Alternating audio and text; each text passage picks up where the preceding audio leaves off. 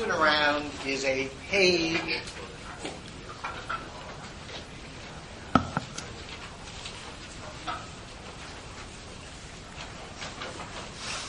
from Harris.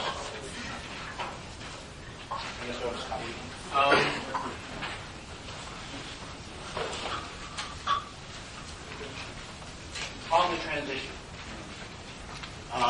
And it's close to the account I ended up with last time, but I thought let's begin with just another account of the transition, the end of self, the end of the unhappy consciousness, transition to reason, and then I'll just open it up to anything you want to talk about. Any questions, textual, general, anything. Okay, we'll just go until the wine runs out.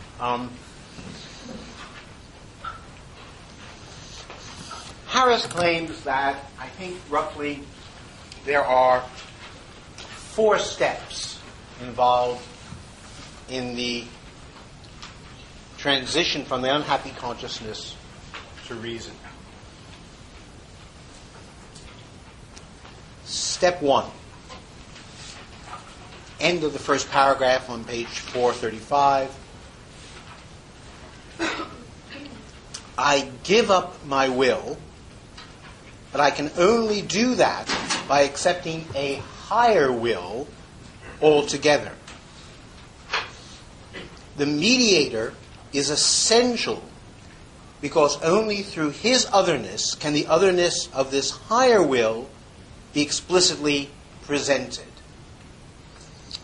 It is only my voluntary surrender that makes this higher will possible.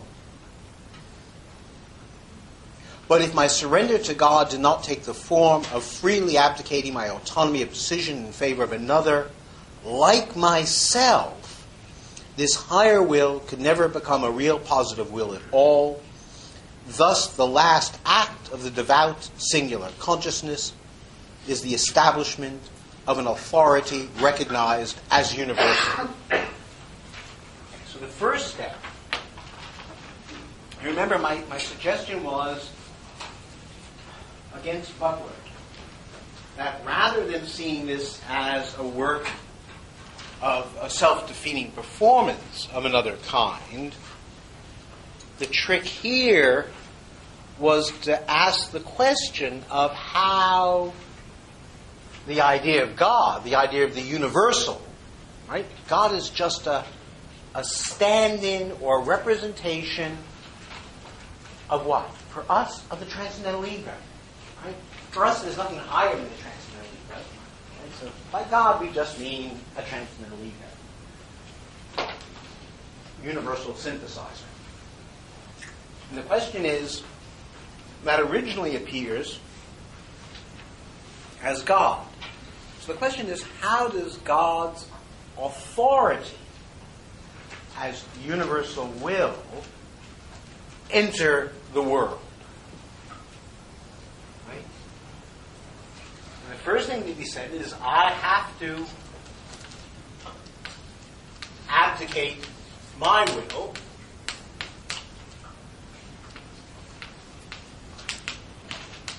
to another. But not to any old other, but to another like me. Right? So we're now really back in the world of the master-slave. Finally. Right? We've now got my self-relationship as mediated by another. Just so happens the other's a priest. It doesn't matter. A priest by any other name is just a guy in a frock coat, right? All that kind of stuff. Now, so we're back doing what the slave did, right? Only now, wine and pizza. I'm advocating my will to another like me, willingly. That is, I'm now willingly recognizing the other as representing my universal will. That's who the other is. My better half, literally. My true self, my essence, in fact. Now, how does God, priest, other get their authority? All their authority, not their status as universal, but their authority comes from my abdication. I make the other possible, just like the slave made the master possible. Right? It's just a repetition of that move. Right? Only now I'm thinking in a different version. Namely, I am recognizing not the other as what I would strive to be, but as my true self. So I abdicate my will to this higher will. So I is now, if you want, just to keep the translation going, I'm now something like the empirical ego, and the other is something like the transcendental ego. So I recognize another part of myself, right? And it's my recognition. That's all this is. Abdication is another word for recognition.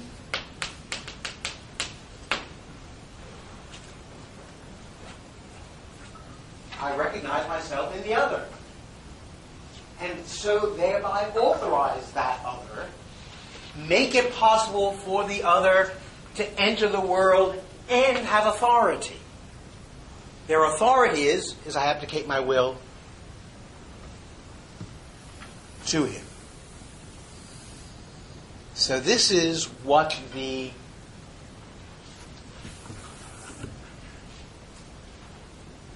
incarnation promised. God becoming man. This is how it works out in practice. Step 2. Next paragraph.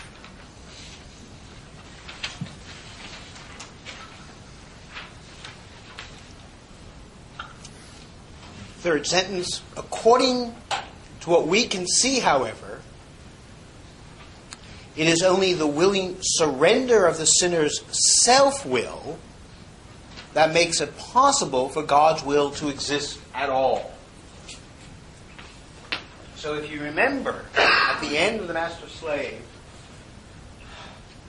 Hegel kept saying, the problem is if you don't do actions, the problem has been throughout. Let's think of it this way.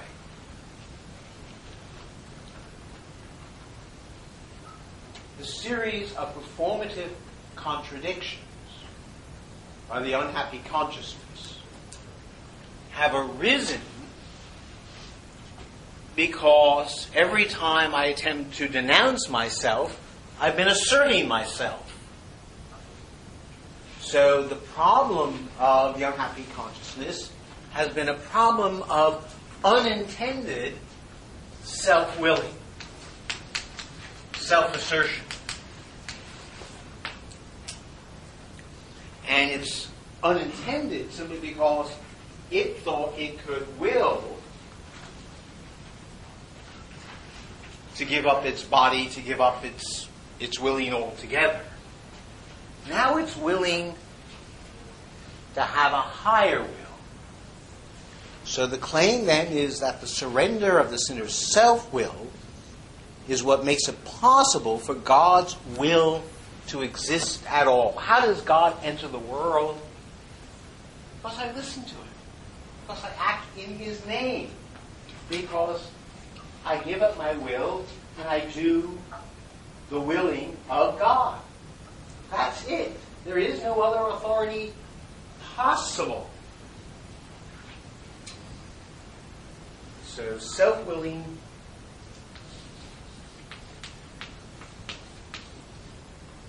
overcome, I guess,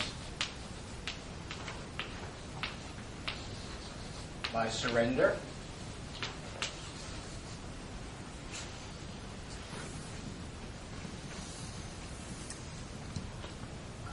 Similarly, in giving up possessions and enjoyment, the penitent consciousness takes itself to be only giving back to God what is His.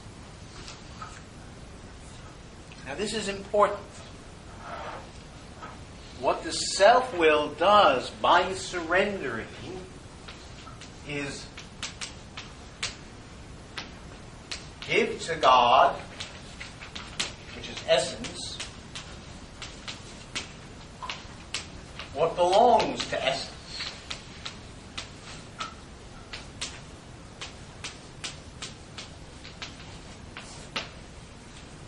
Namely, its authority. So this act is how I authorize universality.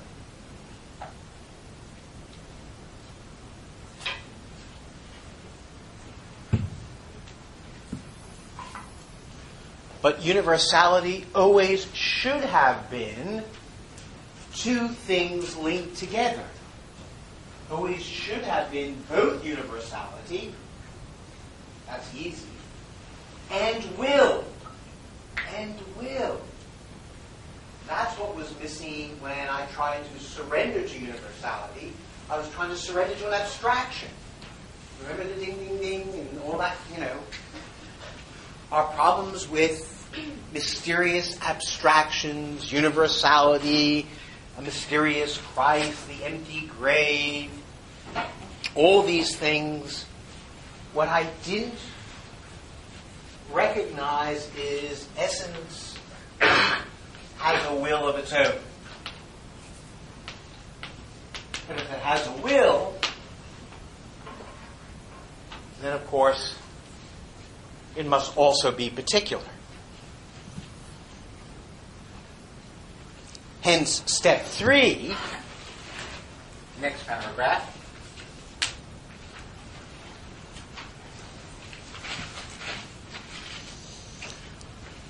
But this identity of my will, so now we have an identity.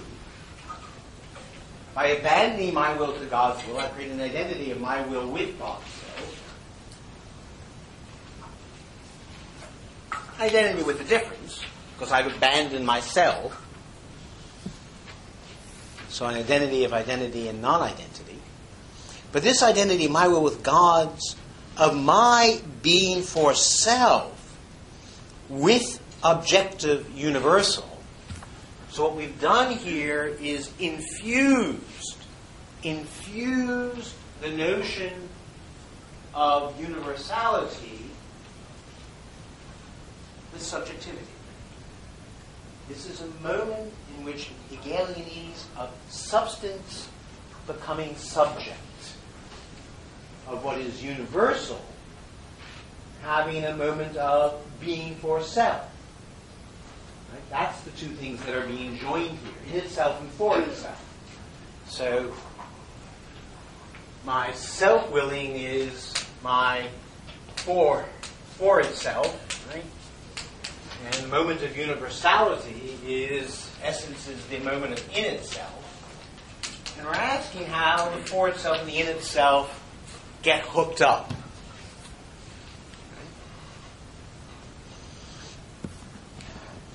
And we do it by, and now I'm saying that this is the trick that Butler didn't allow, by infusing universality with being for self. Now, being for self is not always opposed to universality. That's the structure of the unhappy consciousness, subject and subjection. But rather there must be a way in which the in itself is also for itself, a mode of willing. So this linking up of giving the moment of universality a moment of being for self, so let's call it universality plus being for self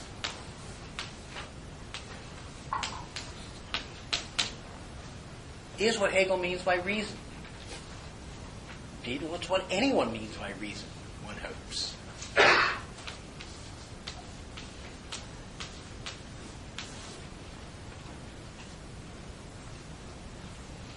So, Harris says, but this identity of my will with God's will, of my being for self with objective universal, is precisely what is involved in rational thought and action. That is, what makes thought and action rational is if my particular will is infused with universality. What else could rational thought and action be but this joining of universality with particularity?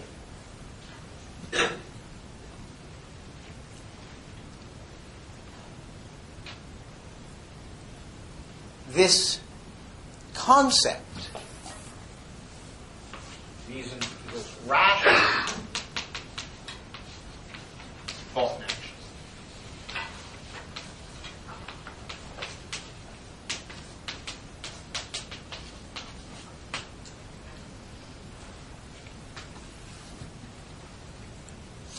the concept of this identity, Harris says, is realized in the devout consciousness only as a momentary intuition. And even in that moment of absolution, the certainty of it is another's, and it is broken. Okay. So, the sub-thought here, it's called 3a, is that this is reason broken. And it's reason broken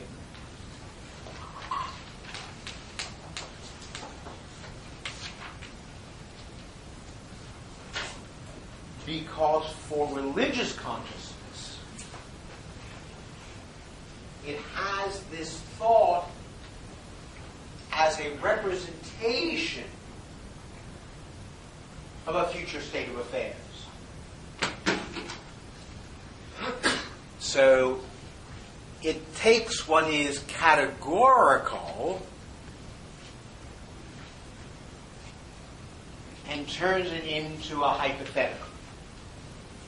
If I surrender my will appropriately, and I do what the priest tells me to do, then I will be unified with God. All of which is perfectly true. The if-then is perfectly true. But the devout consciousness thinks of that if-then as a temporal coming to be and not as a logical claim. So you may say this is an act of false schematization. I say that only to annoy people who love the schema. This is an act of false schematization where we may say non-temporal logic is truer than the temporal logic.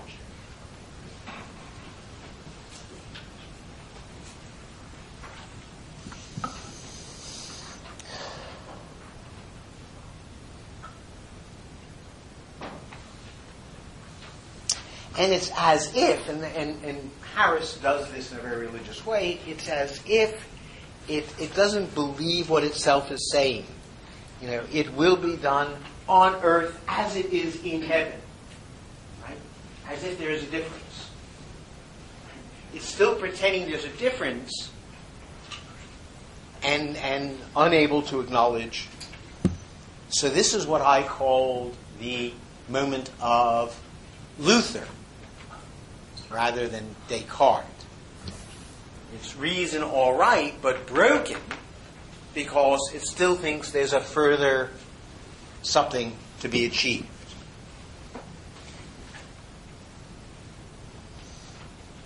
So Harris says, the next paragraph, but the act of absolution represents a rational syllogism. The three terms are all necessary. It is not the personal or singular act of the priest. He is the mediating term through whom God's will is united with that of the penitent. The identity of my will with God's is reason.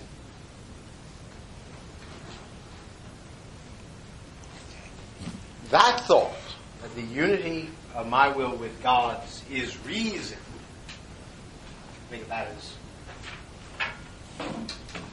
step 4.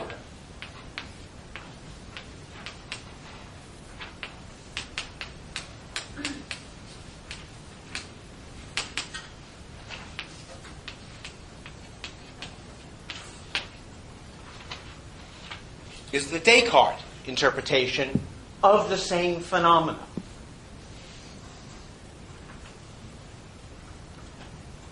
So, Harris says, for the devout consciousness, it exists in the inverted form of a representation, an object of thought.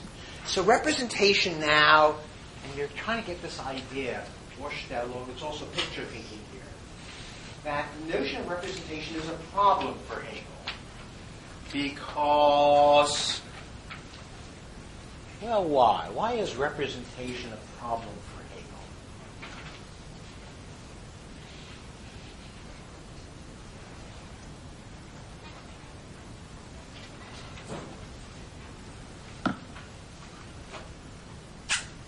Yeah? It means individual, like some individual and something too concrete and not universal.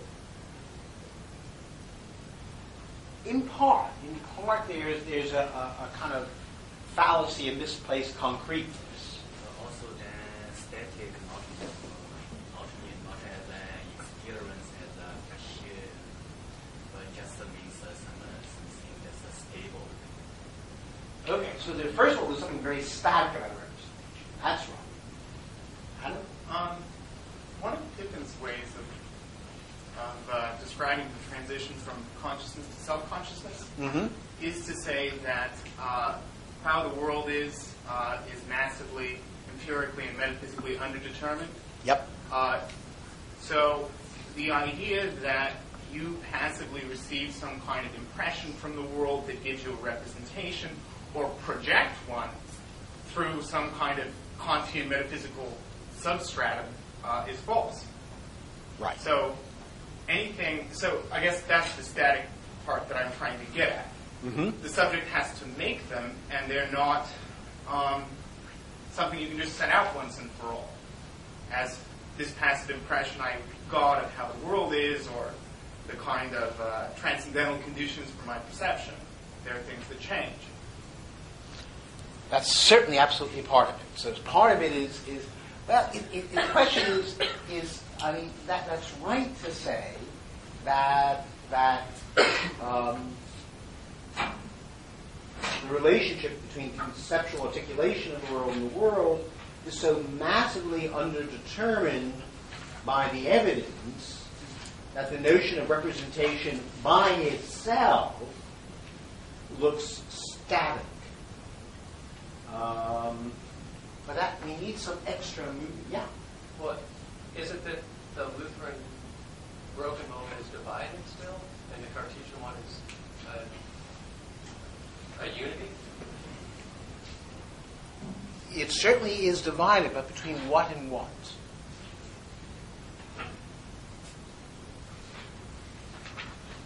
So representation, you're right to say, something about the very notion of representation is indicative of a dividedness.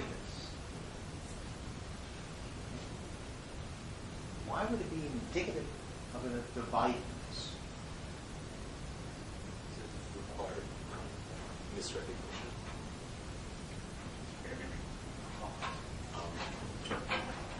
Just the idea of setting something outside so that you can see it and then misrecognizing it as an external.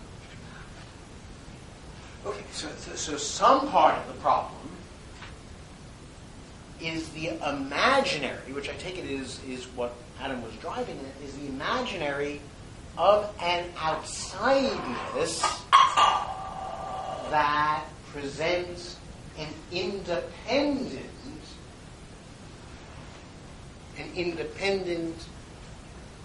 criteria for adequacy. Representation, everything that's a representation, presupposes an object that exists independently of that representation, which that representation might match. Right? And if what we're trying to say is because of, and now it's because of the problem of underdetermination, that won't work, that we can't have an outsideness, then any representational account is going to operate on the basis of a fantasy. That is, a fantasy exactly of an independent real for which we can have an adequate accounting. And that's the very thought we already defeated back in consciousness. Right? So when we say that a certain form of encountering is representational, even at the level of reason, it turns out, right? Then we end up, so representation itself, and I don't know how to, I have to be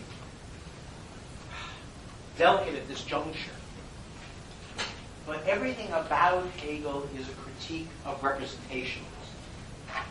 At the very idea of thinking that the way in which concepts articulate the world is by representing the world, exactly divides the world between for me and in itself. Every account of representation is divided necessarily. Right? So as long as something is going to be representational, it's going to come a cropper for Hegel.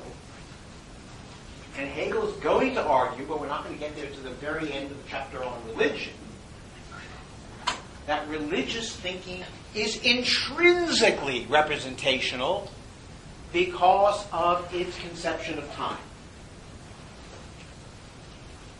That is a bad theory of time. So at this point, you can just hear all the ways in which Heidegger and Hegel have a very analogous thought, namely, as long as you think of time as spread out, as long as you think of the truth, for example, as in the future, what will be achieved, right? Then as long as you have that conception of time, then you will be representational. That is, that conception of time, namely as having three independent modalities, I want to express it that way, three independent modalities of present, past, and future, will end up becoming representation.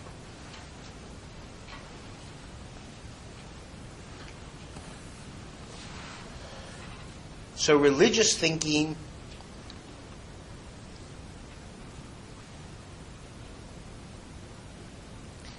is going to be burdened with an idea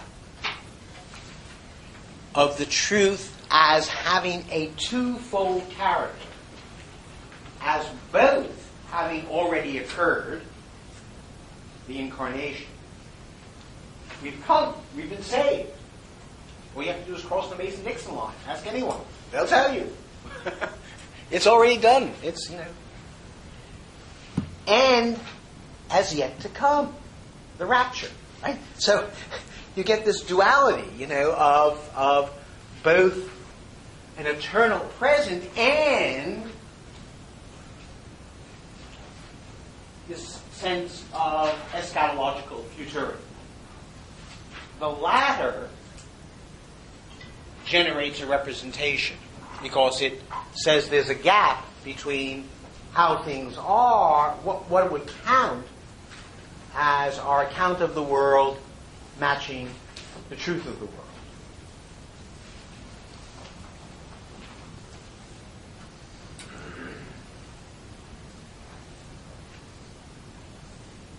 Nonetheless, since via steps 1 and 2, that we have a syllogism that generates via the mediator, so the plus here is the mediator, then we have reason.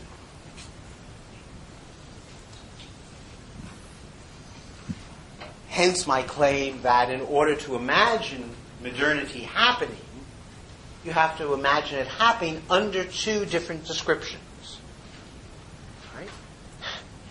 It turns out they're the two sides of Weber's secularization hypothesis, right? They are the spirit of Christianity as, or spirit of capitalism as grounded in Protestant Christianity, right? You both have an absolute sense that it's reason that is doing everything, and another sense at the same time that it's still religious. And Hegel thought that duality between what's called the Protestant moment and the modern science capital moment, Hegel's going to talk about both,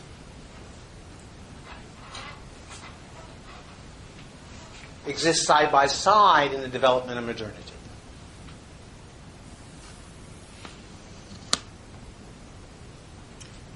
So, Harris concludes his chapter, not on your handout, by saying the story of chapter 5, the next chapter, is of how the singular consciousness, and notice what's happened here.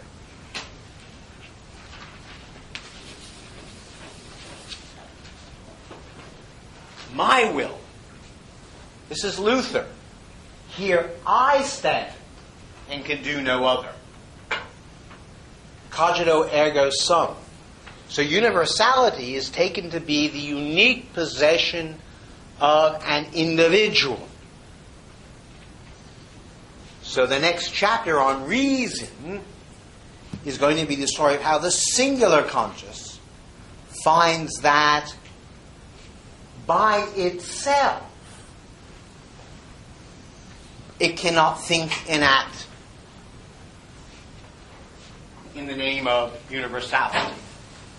That a singular consciousness on its own cannot be the true bearer of universality. But the fantasy that an individual could be the bearer of universality is, of course, the fantasy exactly of every rationalist, of Descartes, of Leibniz, of Spinoza, of Kant, of Fichte, and so on. Right? But all these are the fantasy that... And so the next chapter is going to be an attempt to look at both qua science and qua action, how in modernity individuals have taken themselves to be qua individuals possessors of reason or universality. What that's meant, how they have acted on that idea and try to translate it into truth. So the chapter on reason is the chapter of individualism.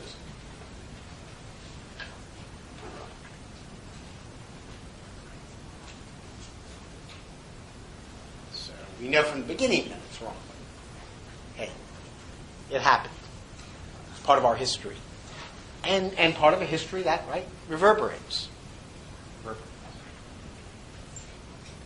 Okay, that's how I take the transition to occur. Questions, thoughts, worries about that?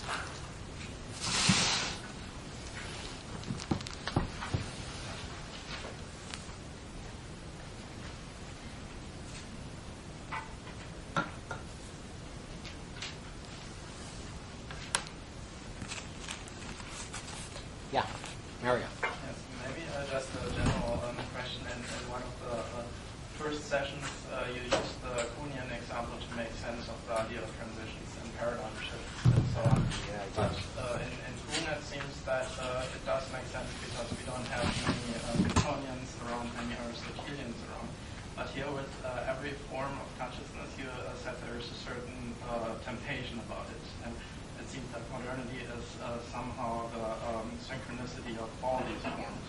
So what kind of transition is at all possible if one starts with it? I take it that perhaps one attempt to make more sense of Butler's claim is just trying to say that Hegel sets it up in a way that as soon as you start with singular and universal and so on, you're never going to get to any reconciliation. So how is there any transformative possibility from within any of these paradigms, which doesn't just make it a rational conversion, which seems to be very arbitrary, it's contrary to science. I guess the argument would have to be that all conversions looking forward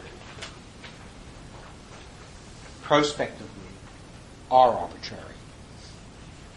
That rationality is historically always backward-looking. That's exactly the kind of story that, in fact, Kuhn and Lakatos tell us, right? That, the answer, that Kuhn gives is to exactly how the Newtonians defeat the Aristotelians. The Aristotelians all die. That's all. Which is to say, but this goes very deeply to your point, and is part of the problem of the structure of Hegel's text. We are stubborn creatures. We very, very rarely change our minds. And the more threat we're under, the temptation is to get more and more dogmatic and stubborn rather than to become rational and reflective and change our mind.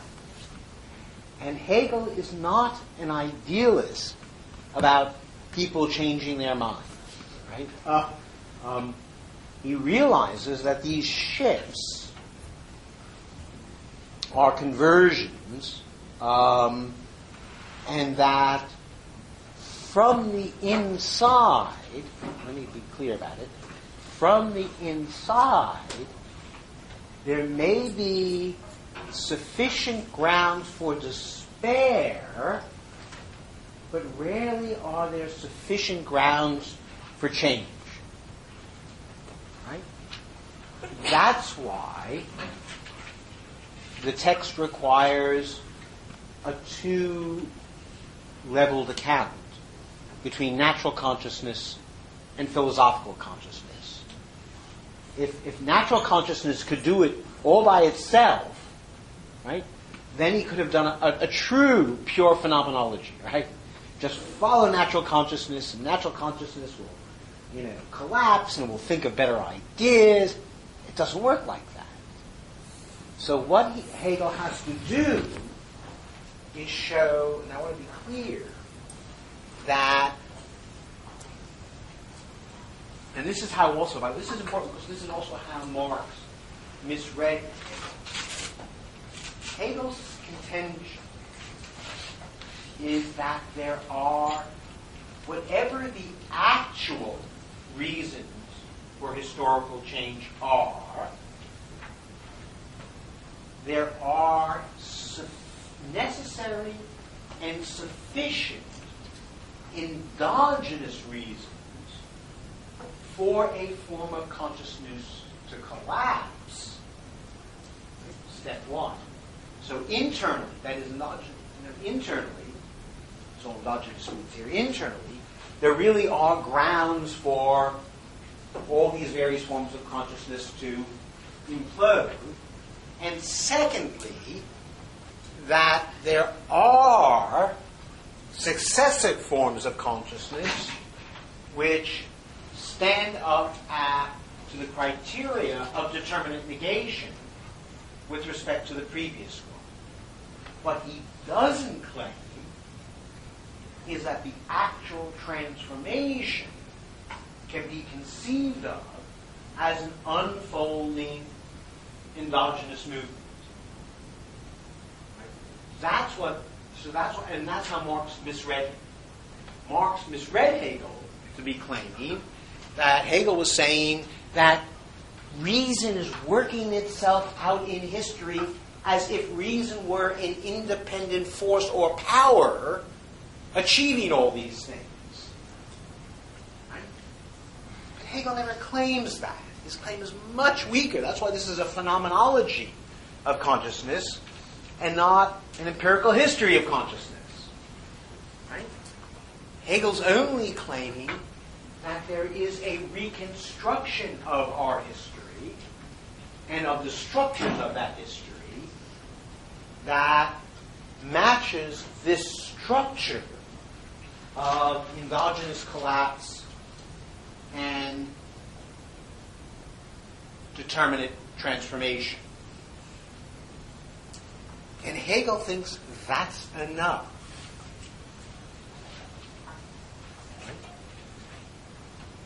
Remember what he says in the introduction. Who undergoes experience here? That is the transition from one form of consciousness to another.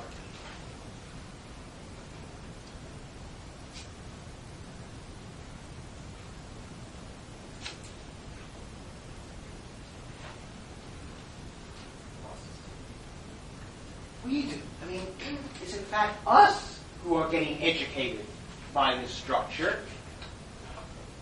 Remember what he says. He says natural consciousness doesn't have an education. It has misery.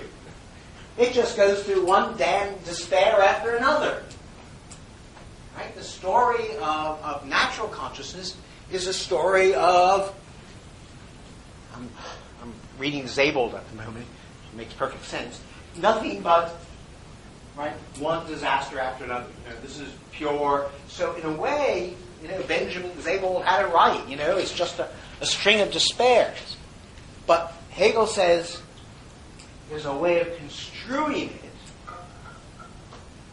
of construing that series that shows it also has a logically internal structure. So compare... one way of getting at this very moment we're talking about, the book worth reading for all the aliens, is Blumenberg on the legitimacy of the modern age. And Blumenberg is exactly in dialogue with Heidegger. Because Heidegger thinks that modernity, the very moment we're looking at, is a mere act of self-assertion. That what you get with Descartes is a kind of self-will against what? Against disclosure or something, right? And what Blumenberg's argument is, in much more detail than the 17 minutes I've given it here, endless, is that the Middle Ages were full of unresolved problems and difficulties and intellectual challenges, and roughly in a very kind of Kuhnian way was going through a series of reaching a point where their paradigms were becoming anomalous. They couldn't hold it together. And that the uprising of Galileo, of Descartes, of Newton solved the problems. And they weren't just irrational eruptions of the will, scientizing the world, mechanizing it, ruining it forever.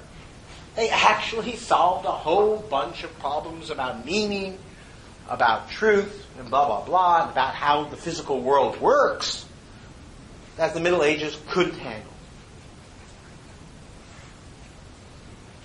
Well, that's some aspect of that. Some other aspect that Bloomberg talked about. That's the way I think it works. Is that,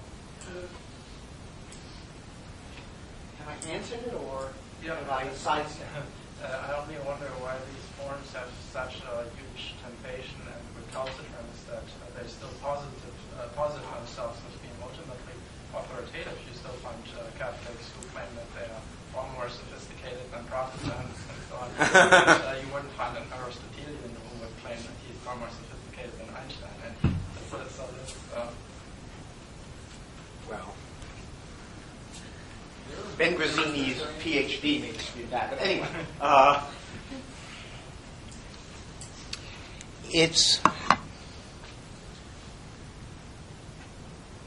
I take it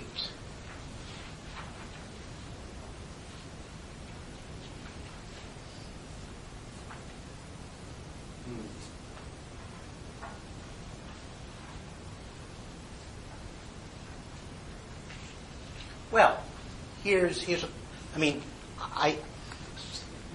phenomenology is in one respect like the whole of Kant's dialectic. If you consider Kant's dialectic as an account of the temptations of reason to do false things.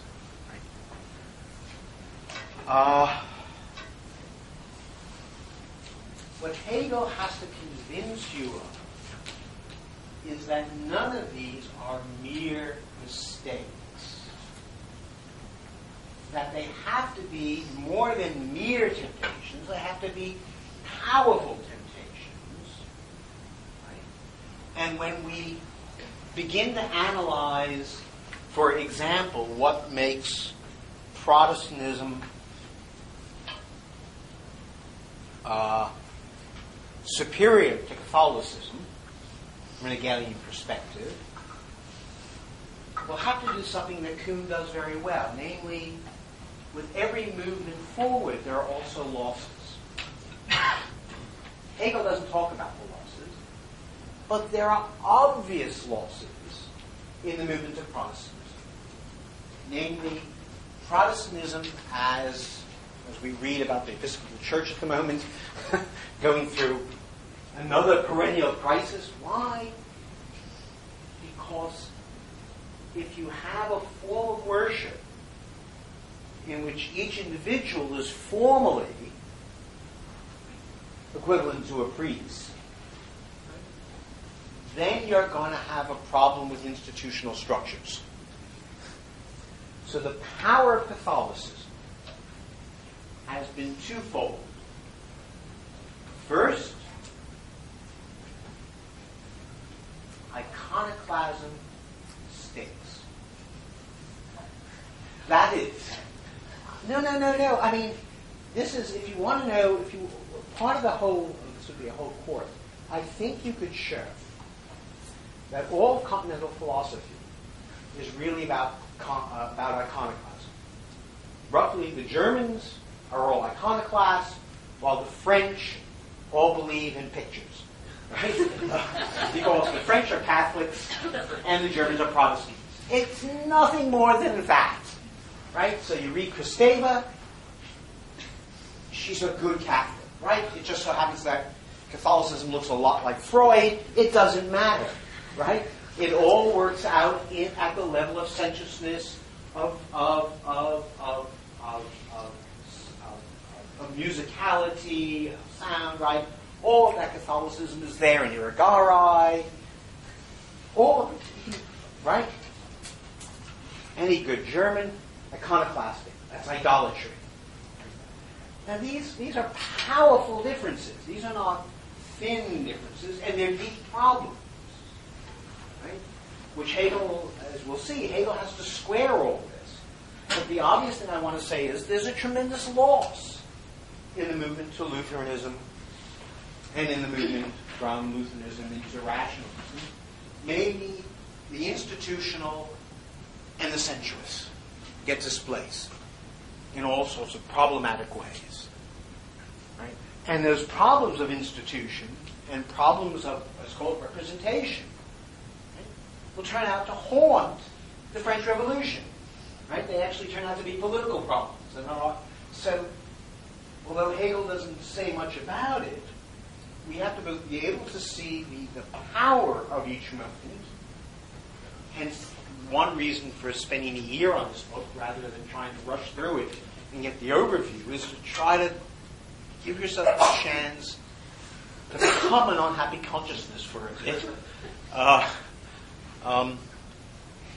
To feel the weight of that claim, and therefore feel the weight of what surrendering it involves. So I think I would say that these things, and Hegel, and of course, because Hegel thinks that actuality precedes universality, right? Hegel is an Aristotelian.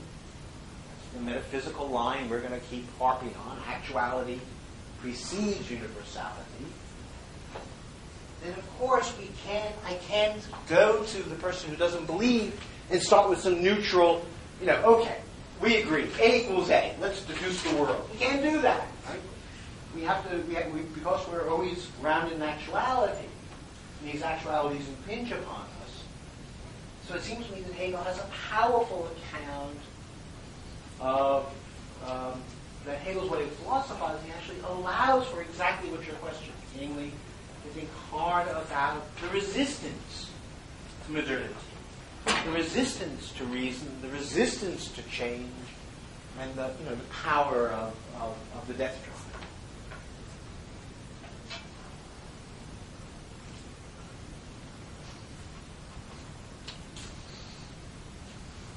Yeah. I just wanted to stay on Hume for a second. Hume never posits like an endpoint like Hegel does, right? Like he never presumes there's going to be a culmination. Mm-hmm. So, and I know, it seems like in Hegel's transitions there's no logical necessity, but it seems like there's some other kind of necessity, I guess, that he's touched on. And I don't know, could you tell us maybe? Maybe you've gone over it before, but just kind of the nature of what that is. Is it just compelling to so many people that it takes over? You see what I'm saying? It's not logically necessary, these transitions, right? Well, they're not logically arbitrary either. He's trying to transform what we think about rationality and how it operates. And he will eventually be trying to convince us to give up representational ways of thinking and to think of ourselves as self-interpreting, right? But I'm saying, is it just luck that it ends up being the right, or, the thing that moves us forward? Is it just luck? It's from the point of view of causality, it's just luck. But there are reasons, and if you want, as it were, it's actually not Hegel, but it's much more you'll find in Weber, I would think, an account that explains why these intellectual transformations actually had causal efficacy in the world. So it's the Nietzschean Weberian story that actually is going to give a more causal account, but moving to a similar conclusion.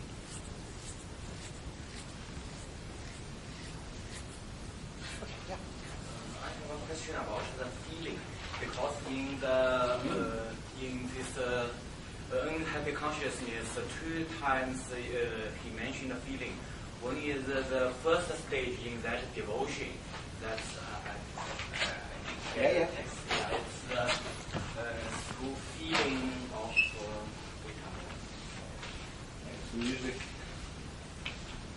musical consciousness. Yeah, he said it's not thinking, but because in the devotion that's paragraph 217, in the middle of 217, and he said I didn't think about this universality, this other side, but I just feel it. Mm-hmm. And also in the second stage, in this sacramental walking, then in paragraph 220, it's also about the feeling of some self-independence. Yeah. So this feeling he means here just some kind of it still doesn't reach the level of consciousness of thinking, and it's just an intermediate stage. But meanwhile, this is also necessary kind of the necessary force or necessary movement towards the consciousness and the thinking, towards the thinking.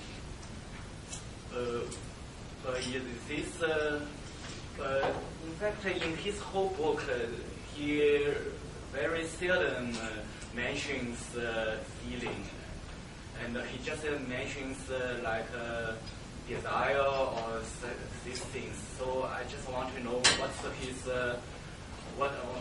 the role of feeling in his whole system.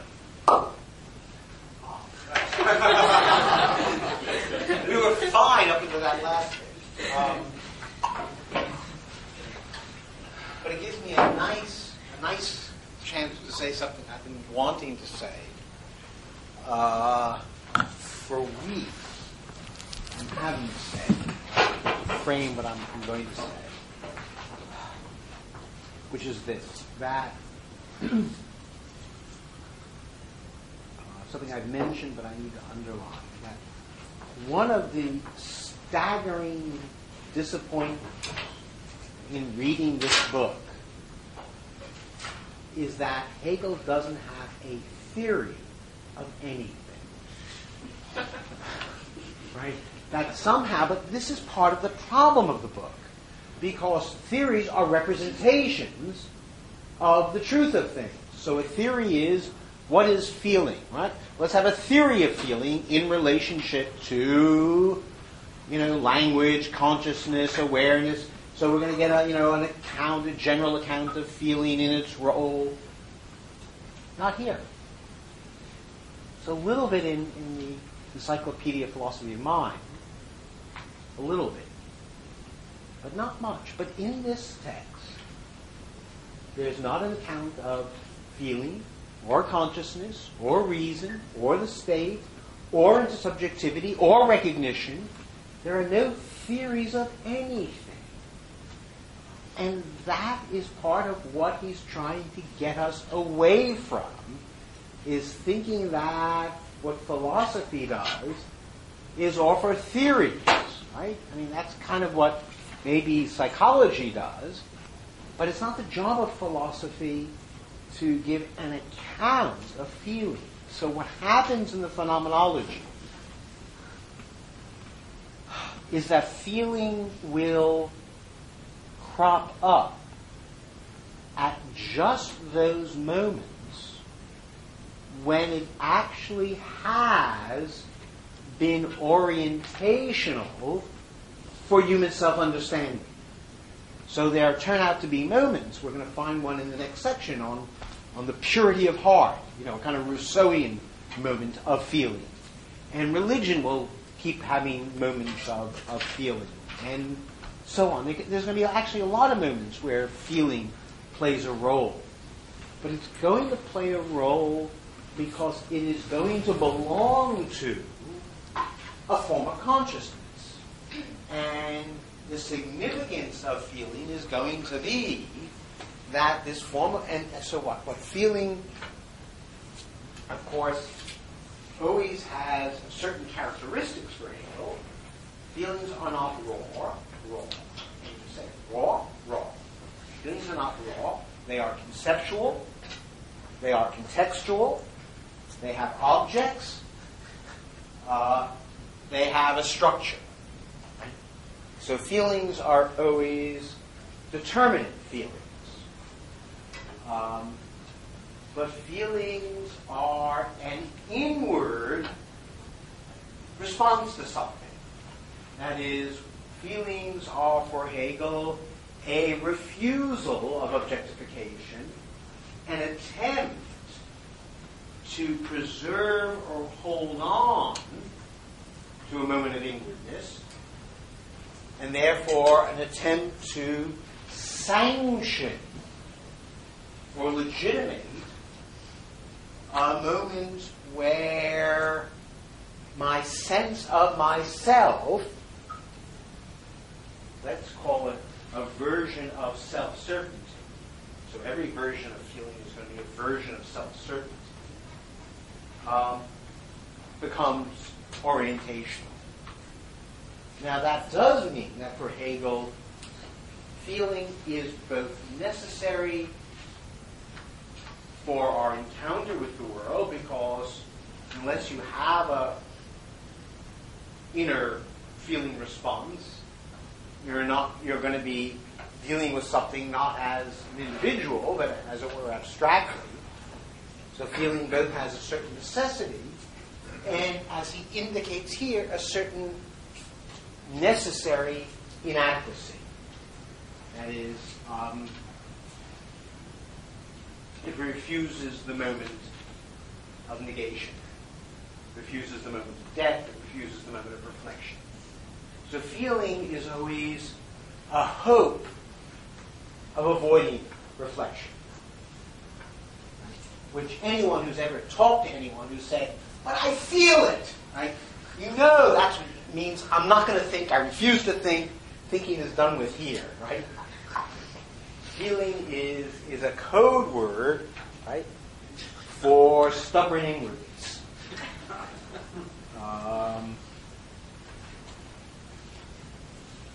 Something like that. Meanwhile, although it's kind of insufficient certainty, but meanwhile it's unnecessary. Necessary. Yeah, because only when I feel it, I begin to work, try to get into mediation, try to reach that side.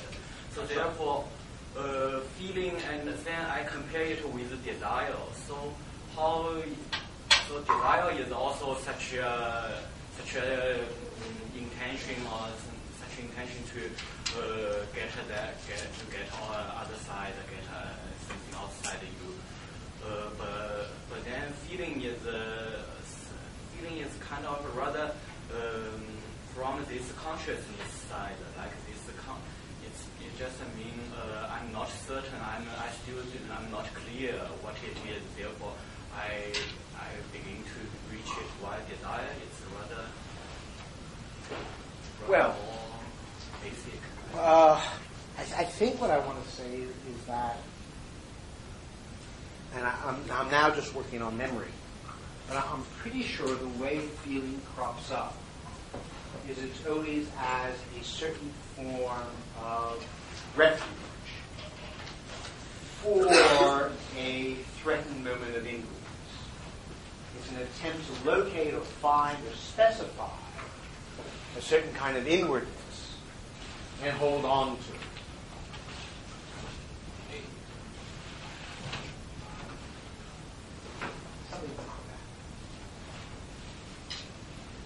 People are getting thirsty. Let's have a wine break, whatever kind of drug you wish.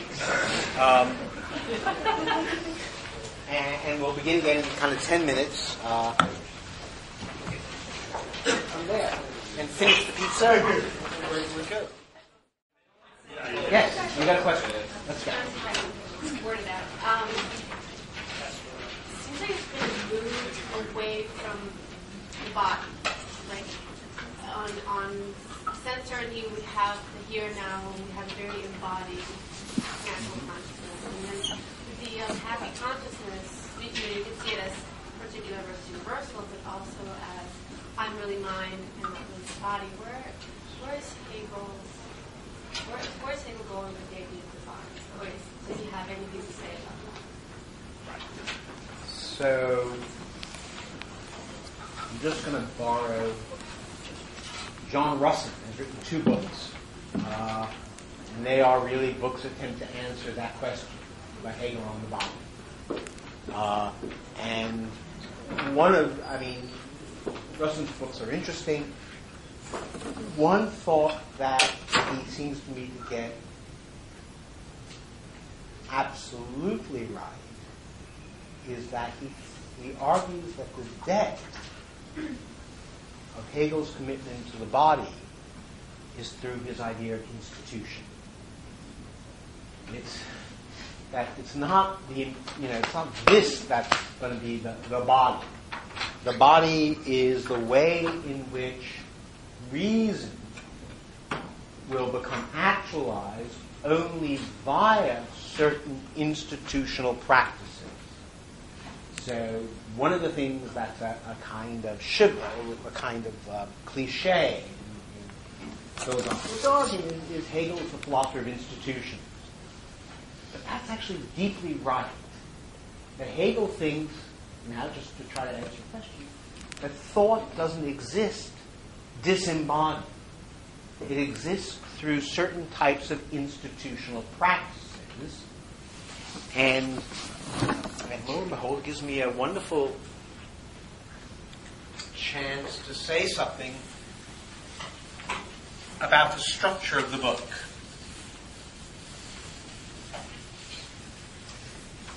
And how the structure of the book operates with respect to the later theory. So we already have been going through consciousness, self-consciousness,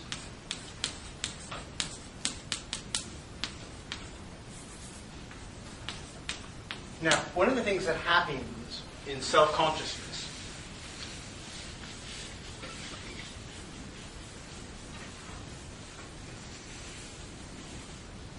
is self-consciousness is in a way the announcement of Hegel's institutionalism. And it's the announcement of institutionalism because that's what the master-slave relationship fundamentally is. It's an institution. It's a practice with a structure. So the claim there is this self-consciousness, this thing that looks like it's in the head, is not in the head, but rather exists via, right, a set of institutional practices that organize relationships between people. So by having the idea that our self-understanding is mediated through another, Hegel's going to be able to go on to suggest that that will be true of every form of human self-consciousness. That is, every form of human self-consciousness will be some type of institutional practices with its own sets of norms and commitments through which people understand one another. So already, by going to the master-slave, you indicate that people are not people. So one of the things the master-slave does is, so to speak, get rid of the idea of philosophical anthropology. It gets rid of the idea that there's some non-institutional way of understanding human beings. That it's not an accident that when I said, well, how might we translate the master-slave? And I said, well, let's think about children. And when we think about children, we think about the family.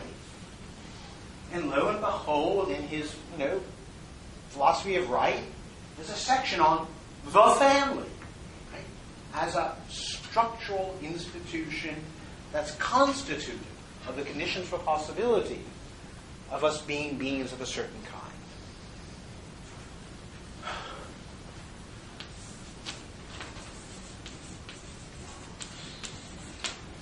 The next section is going to be on reason. And reason will suffer in ways that I've already explained, precisely because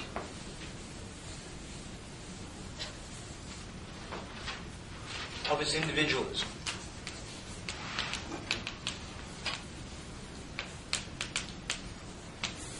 So individualism is a way of trying to appropriate the goods of reason, of universality, without a sufficient acknowledgement of its institutional conditions of possibility. Therefore, Hegel, in his later theory, is going to call all of this subjective spirit. By which he will mean spirit in the abstract form in which people abstract the truth of, well, in which the individual is conceived of in abstraction from its social and historical conditions of possibility. Even though we know already, right, that that's going to be self-defeating and impossible. The section that's going to come up after reason is called spirit. And in Hegel's later writings, this is called objective spirit, by which Hegel means those concrete, historically changing,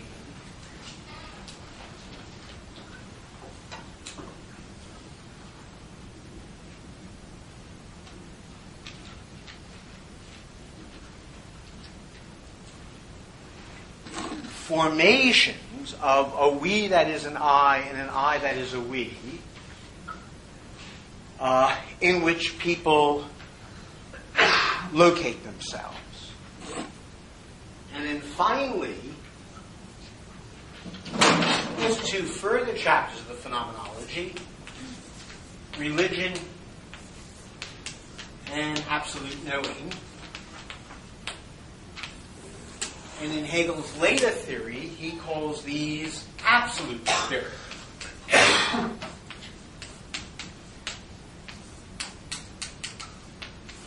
Absolute spirit, in fact, has three forms. One that's not here, but it's a subset of here, which is art. Art, religion, and philosophy, in ways that I'll talk about ad nauseum when we get there, are not themselves historical, concrete historical ways of carrying on in the world. That's always political, the state, morality, people doing things. What art, religion, and philosophy share is those are three distinct modes in which human beings have reflected upon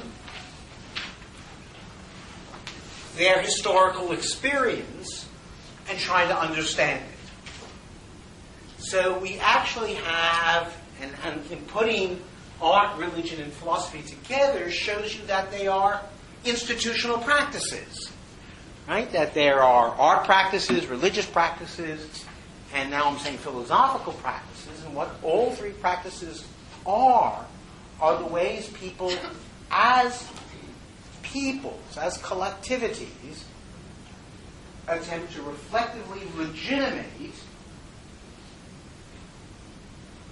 and bring to self-understanding their fundamental commitments and concerns.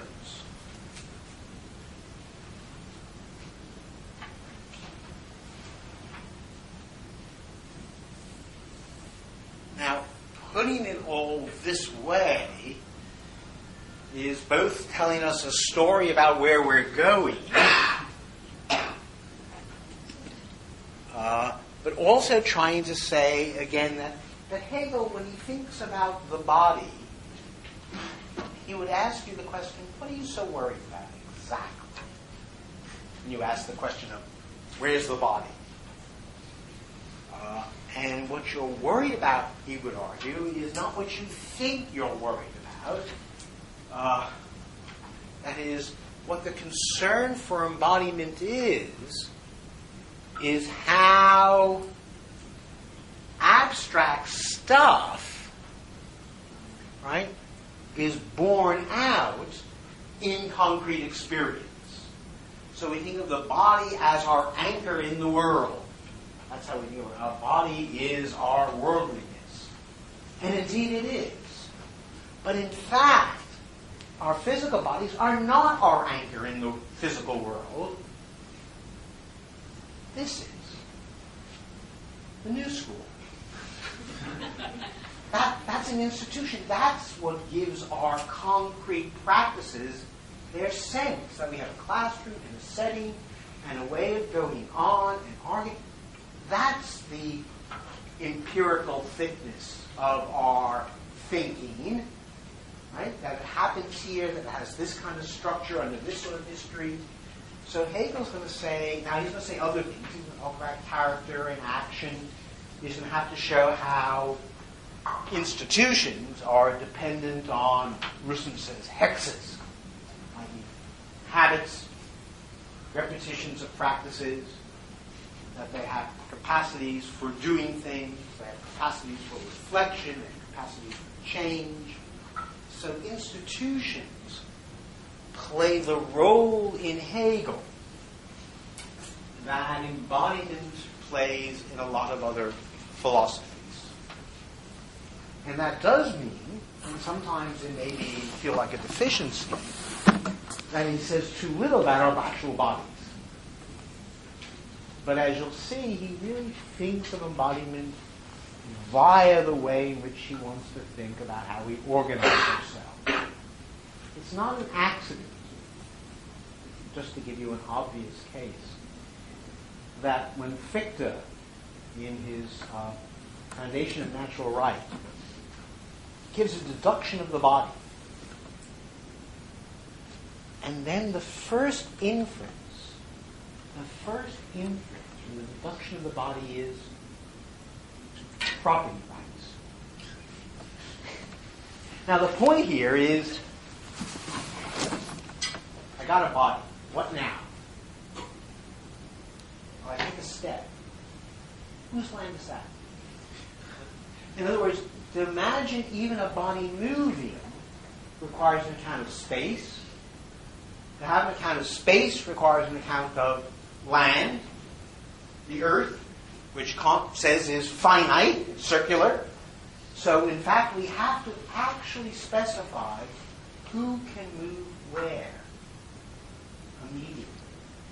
So the very thought of embodiment immediately segues on to questions of property rights, the state, having a judiciary, an executive, a legislature, automatically. Another time I'm going to teach Fichte. But that's kind of Hegel's thought too. Hegel got it. That you can't disentangle what we think of as embodiment from practices.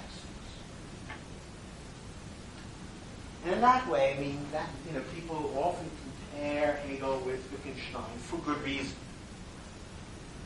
You think of Wittgenstein having the problem of other minds. What's the answer to other minds? Well, really, where we have these practices. That language is a set of practices. It's not in the head. Mm-hmm.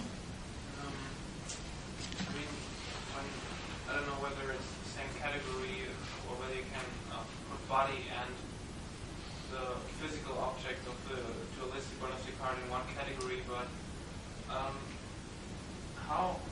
is it just that he says that the physical body or the thing in itself just don't has any meaning for us? So in a kind of pragmatist sense, so we shouldn't talk about it, it's just act? Or does he really say they don't exist? I see the possibility one could say no, bodies exist. He doesn't have any problem with the existence of bodies. He spends a whole chapter talking about Antigone and the problem of burying bodies. What we do about the fact that bodies die. What he thinks is, this will get into a conversation we're not ready to have, but for Hegel, our existential present includes all the living beings around us and all the dead ones. We we are a community of the living and the dead.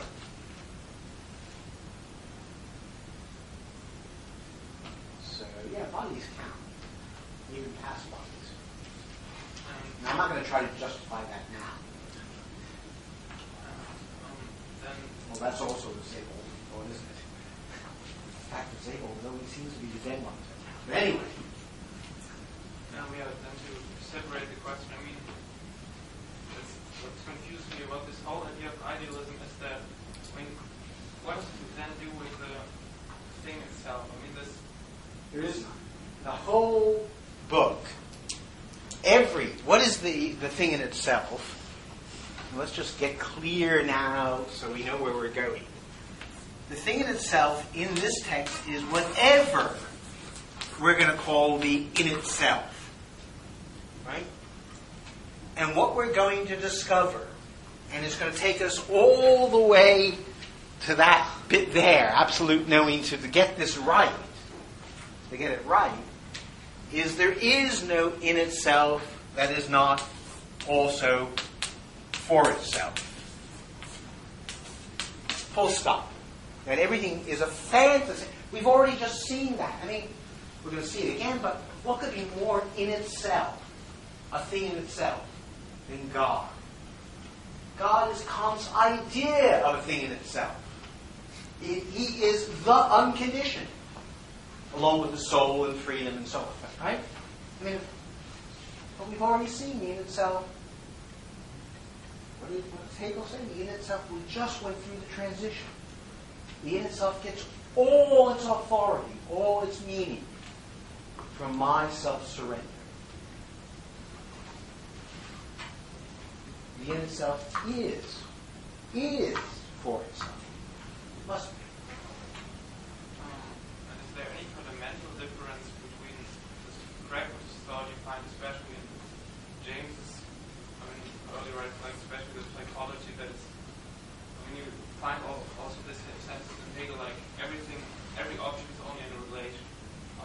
He says this, you can think about like a camera, you have two cameras, they point at the same thing, and okay, you can say you have this projection here and here, but it's still the same thing. It's just once it's here in this relation, and it's in another relation.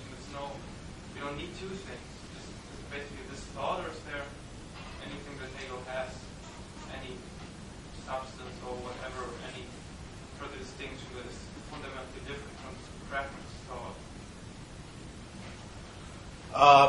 Well, of course, let's first remember that the pragmatists do and need, above all, James' circumstance, work again, explicitly. So the question is how we're going to differentiate pragmatism. Well, pragmatism is not one thing. One answer to what you just said is no, Hegel doesn't think it's all relations. He thinks there are no relations without relata. Which is why I said there's a paradox in Hegel of infinite separateness and infinite connectedness. So there's a paradox of substance and relation. So it's not a theory of relations, it's not British idealism. So that's one difference. The other thing is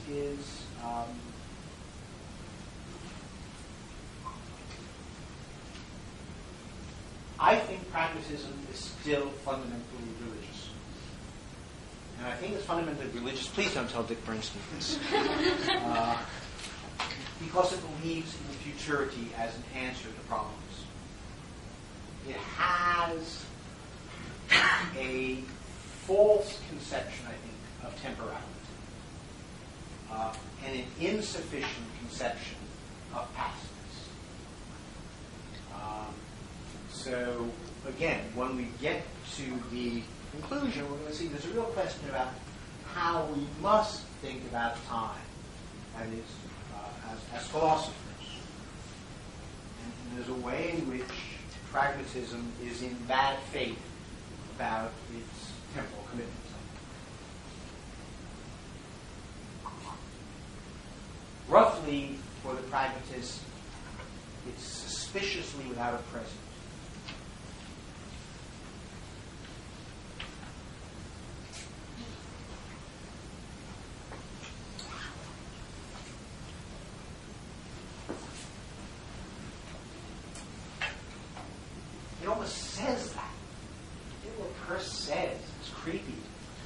real is, whatever will, at the end of inquiry, be agreed by all. Wait a minute. You mean there's no real now? The real is only what it will be at the end? No, it can't be. It can't be that, sure. It doesn't mean quite that, but it means something like that. As if, well, things are sort of real now, but sort of not. What does that mean? I don't get that kind of talk. As if we could, we'll wait on what's real. I don't have to wait on Descartes. I think I'm real right here now. Hurts. So there are real problems about temporal structure. There's a book I very much like called The Promise of Pragmatism. A guy who teaches CUNY, who sets the pragmatist against Henry Adams. Adams, who is, I think, the great American thinker of passives. And whether, I mean, what could history be for a pragmatist? Bernstein keeps talking about the pragmatist century. Which one? The next one? Another question. Yes, because you said the phenomenology or the development of spirit is not an independent thinking development, but it's rather also the phenomenology of the history reality. Right. So from the structure you listed here, I can see that in that subjective spirit, it corresponds to certain historical stages, like in Middle Age or in the modernity. It sort of does and sort of doesn't. It's Hegel's thought. Of course, this is totally ahistorical, but in a way, although he uses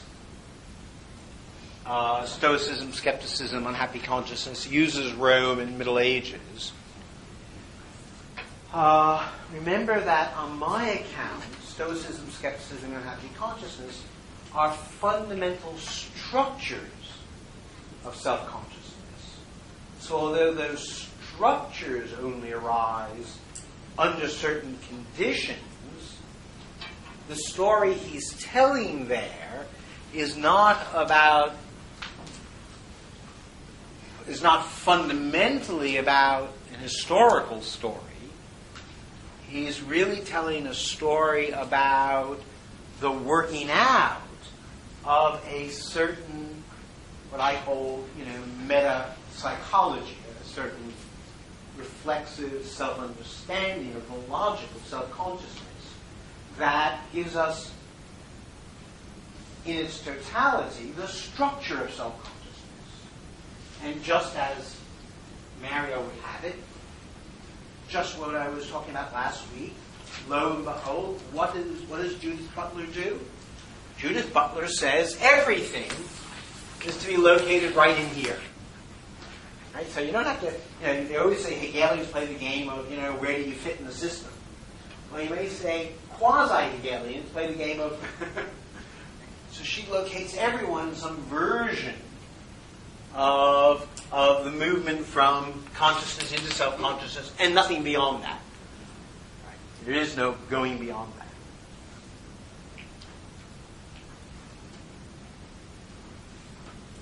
So it's not quite, so that's structural.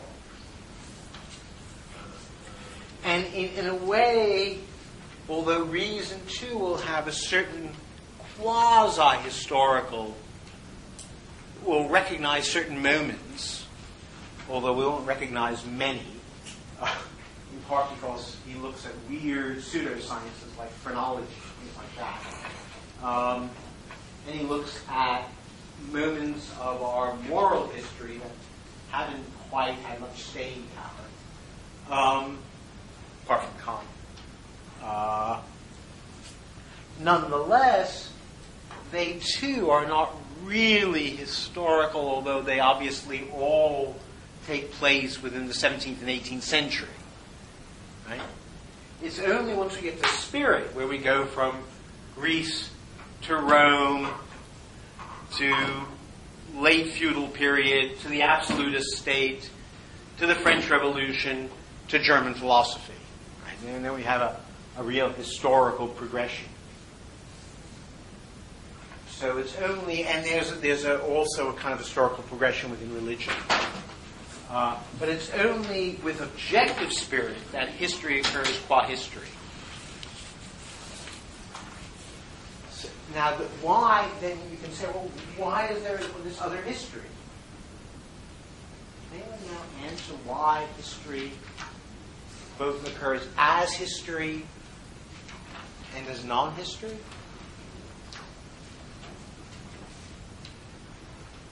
Really simple problem. We don't know what's going to happen. Well, but it's already happened, so you're... Well, sure, but the people undergoing it don't know the full meaning of what they're doing. That's something we look back on the other side. You can't have thinking with the body. Okay, because there's no universality without actuality. The reason why these things appear as if they are these historical moments is because they had to be historical moments, concrete episodes, or we could have known about them. This is not an a priori fantasy. Hegel's claim is that there is no universality without actuality. So, of course, his claim that these are moments in which we universally, self-understand ourselves, can only be true if there have been such moments. So, of course, they have to be historically exemplified. Every moment must be historically exemplified for Hegel, or it cannot be a moment. He's not making this up. Right? He's reconstructing at various levels. So even the chapters that are not about history, consciousness. But of course we recognize empiricism in both sense certainty and perception, and Kantianism in its various forms in force and understanding. Everything must be exemplified. That's the way in which Aristotle is like Hegel. Hegel is like Aristotle, right? How does Aristotle begin every text? Well, what are the various opinions on this matter? Let us gather what people have said about whatever it is, right? And then we sort through it. Aristotle never says, oh, let's look at the Platonic heaven and see what's there. No! Same with Hegel, only he looks at history in various ways in order to see this stuff. So although these early chapters, of course, look historical, and in a way they must be, I mean, if anything, I think Harris, which is a great book, goes wrong because Harris has searched out what must be the real historical exemplification of each form of consciousness and beats that idea to death. And I think he goes too far in exactly that direction and doesn't give these moments sufficient formality, which is what Hegel also wants, right? Hegel wants them to appear as a certain structure. So the fact that Harris does the entire chapter on the unhappy consciousness, right, going through the details of all sorts of aspects of medieval Christianity, is utterly charming, but also fundamentally wrong. Wrong because it makes it too much about what happened out there once upon a time, rather than a form of self-understanding that's still operative for us. And that way, I much prefer Butler on the unhappy consciousness because it has a kind of imminent urgency to her. She can feel it. She can feel its continuities with the toughest moments of Foucault right now. And doesn't think it's all about medieval Christianity. That's got to be correct. So history plays a variety of roles. So let me get this clear. The first thing I'll say, history plays a variety of roles in Hegel's text. It occurs as resource in consciousness, self-consciousness, and reason because Hegel requires that every form of consciousness to have been historically exemplified, but history only appears as history with the coming of spirit.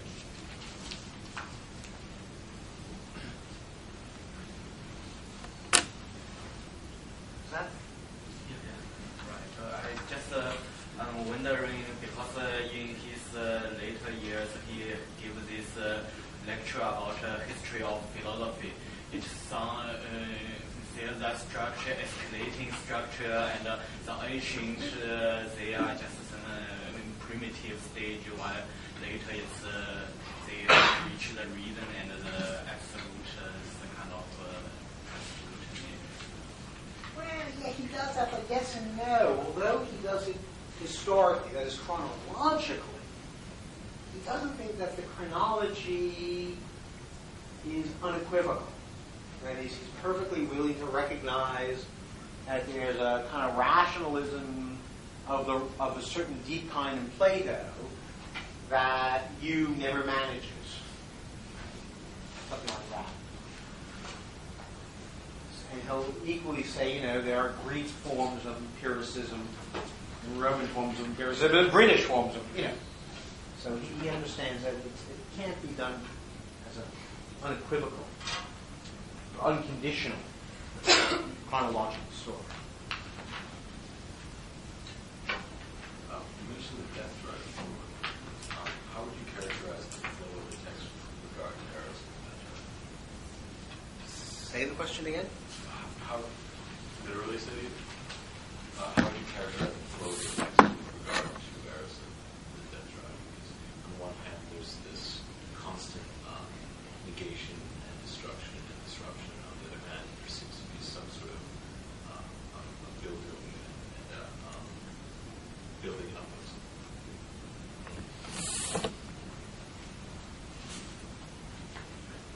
I don't think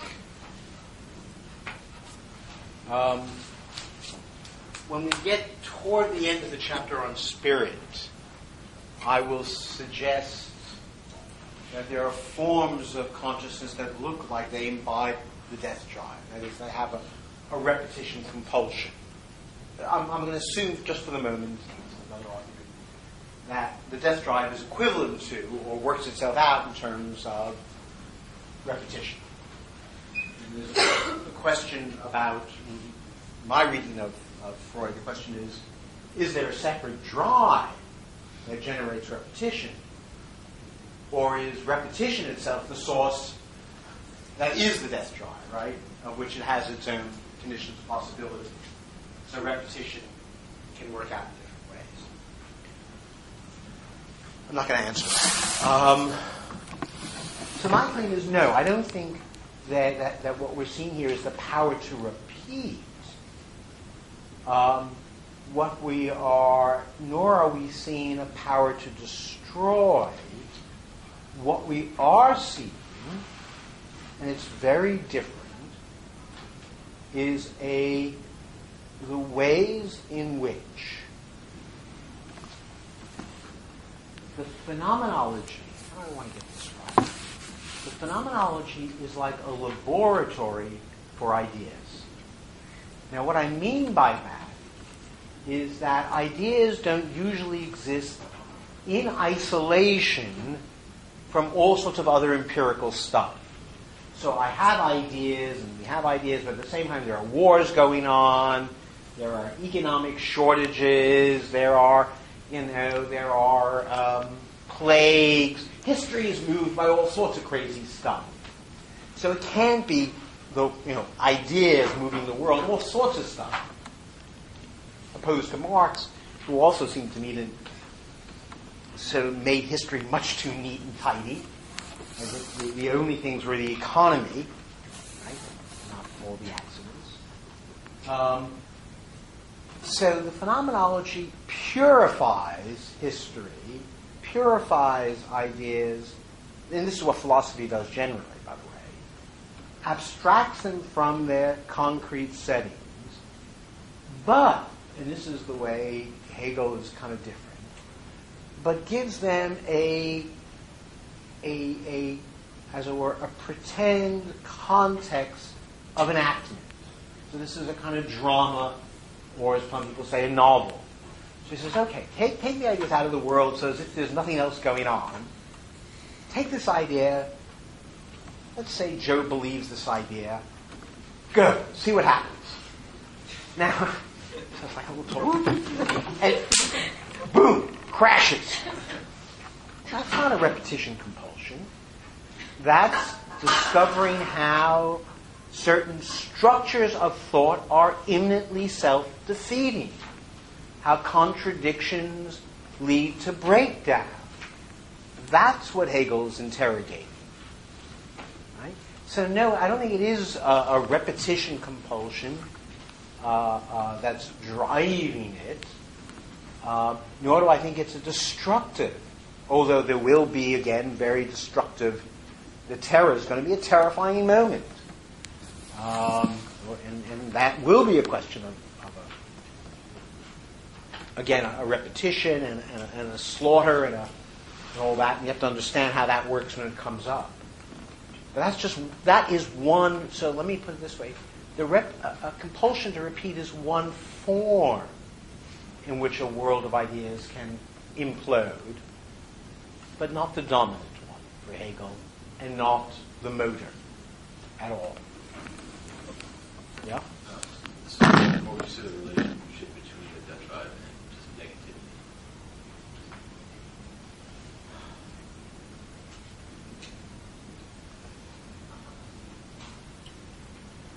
That's a hard question.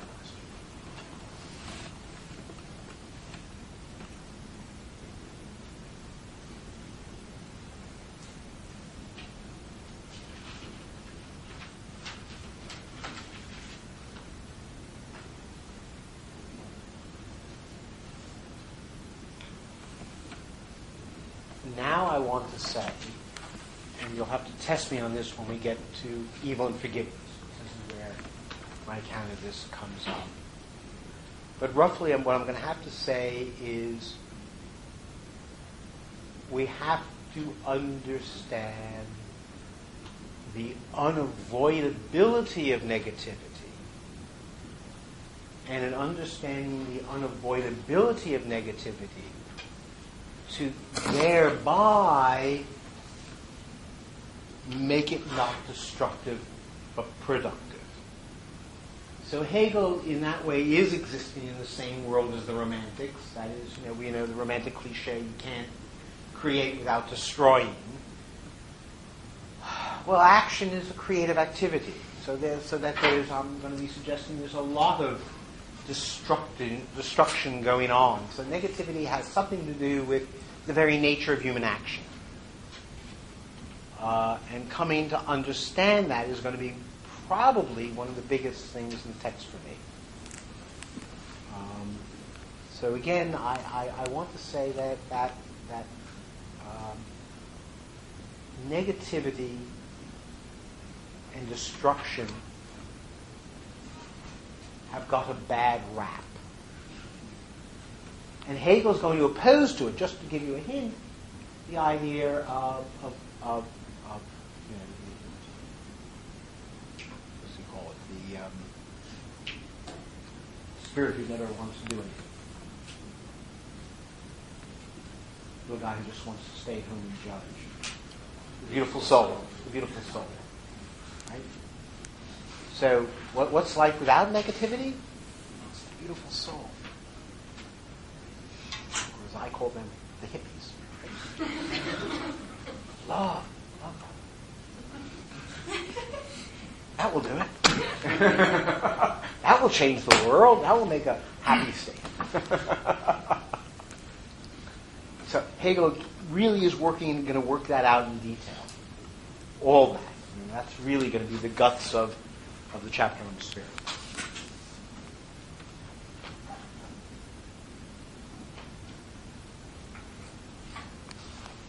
Okay, I don't have anything to say. Some of you must have things like planes to catch in wonderful places. Something like that. Have a